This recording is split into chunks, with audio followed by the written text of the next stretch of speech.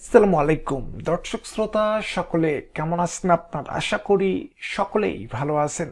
তো দর্শক শ্রোতা, আজকে আরো একটি নতুন জব সার্কুলার নিয়ে বিস্তারিতভাবে আলোচনা করব।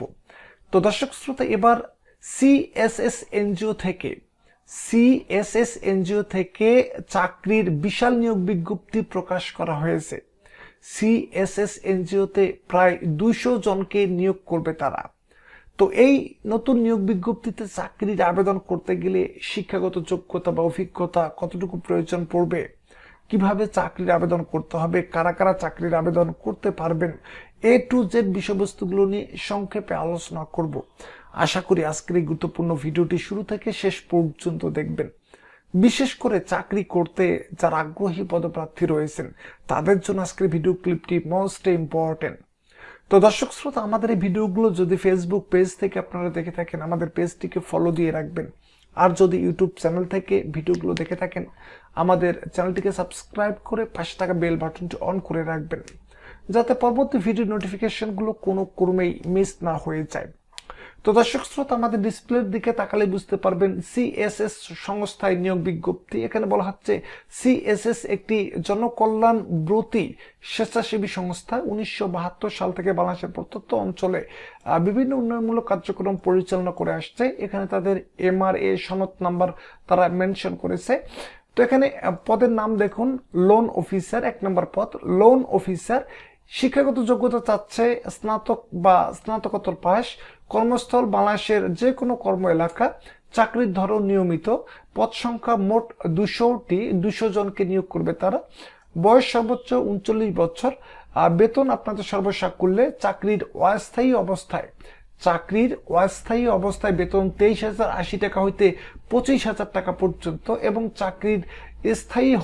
চাকরি যদি স্থায়ী হয় সেক্ষেত্রে বেতন আপনাদের 25,320 টাকা থেকে 27,280 টাকা পর্যন্ত।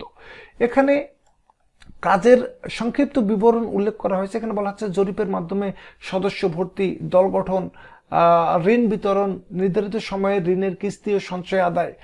প্রার্থীর যোগ্যতা শর্তাবলী, প্রার্থীর যোগ্যতা কি কি থাকতে হবে। এখানে কিন্তু বলা হচ্ছে স্নাতক বা স্নাতকোত্তর পাস। প্রার্থীদের অভিজ্ঞতার কোনো প্রয়োজন নেই। যারা স্নাতক বা স্নাতকোত্তর পাস করেছেন তাদের কোনো অভিজ্ঞতার প্রয়োজন নেই, তারা বিনা অভিজ্ঞতায় আবেদন করতে পারবেন। তো এখানে বলা হচ্ছে যে তবে micro credit regulatory authority MRA কর্তৃক সনদপ্রাপ্ত যে কোনো ক্ষুদ্র ঋণ প্রতিষ্ঠানে কাজ করার অভিজ্ঞতা সম্পূর্ণ প্রার্থীদের অগ্রাধিকার প্রদান করা হবে। যারা ইতিমধ্যে কোনো এনজিওতে চাকরি করতেছেন তারাও যদি আবেদন করতে চান সেক্ষেত্রে আপনারা অগ্রাধিকার পাবেন। প্রার্থীদের আইনগত অভিভাবকের নিকট হতে অঙ্গীকারনামা দিতে হবে। প্রার্থীদের 2 জন প্রত্যয়নকারীর নিকট হইতে প্রত্যয়নপত্র সংগ্রহ করে জমা দিতে হবে। অনভিজ্ঞ প্রার্থীদের ক্ষেত্রে বয়স 35 বছর। যারা অভিজ্ঞ নয় তারা যদি আবেদন করতে চান সেক্ষেত্রে আপনাদের বয়স 35 বছর পর্যন্ত। আর যারা অভিজ্ঞ প্রার্থী রয়েছেন তাদের ক্ষেত্রে বয়স 39 বছর পর্যন্ত। বিজ্ঞপ্তিটি প্রকাশ করা হয়েছে দৈনিক প্রথম আলো পত্রিকায় 20 ডিসেম্বর 2025 তারিখে। তো আপনাদের পরীক্ষার স্থান দেখুন, পরীক্ষার স্থান, তারিখ এবং সময়। পরীক্ষার স্থান দেখুন সিএসএস কুমিল্লা সদর। আনুষঙ্গিক বিষয়বস্তুগুলো পড়লেই আপনারা বুঝতে পারবেন। আপনাদের পরীক্ষার তারিখ 9/1/2026 সকাল 9 ঘটিকায়। এবং এখানে দেখতে পাচ্ছেন 2 নম্বর সিএসএস কুষ্টিয়া ব্রাঞ্চের জন্য আঞ্চলিক ও জোনাল কার্যালয়। এখানে আপনাদের পরীক্ষার স্থান দেখতে পাচ্ছেন, তারিখ দেখতে পাচ্ছেন 23/1/2026 সকাল 9 ঘটিকায় আপনারা হাজির হবেন।